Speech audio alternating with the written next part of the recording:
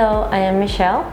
I am from Venezuela. I'm an architect with studies in strategic urban planning. I live in Caracas, and now I am here in Barcelona doing the 3D PA program at IAAC. I am in a group chat with the students and professors from my university back in Venezuela, and one of them sent the info of the program and the Colette Scholarship, so it just got my attention. Also, the program was aligned with my ideas of rethinking the architecture and the planning and making the futures of the city. It is a technology that we don't have back home, and I found it like a good opportunity to find out what are doing in other cities in the world. I believe sustainability is a key point to rethink our society model, and to embrace all the challenges that are going to come with that is necessary to involve technologies in our practices and processes.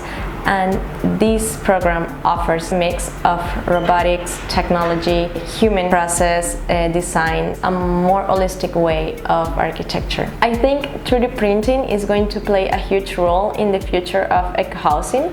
Of course, we need to keep researching and investigating a little bit more about the performance of the local materials to solve the problems that is going to embrace when it faces the climate challenge, but I think it's completely doable.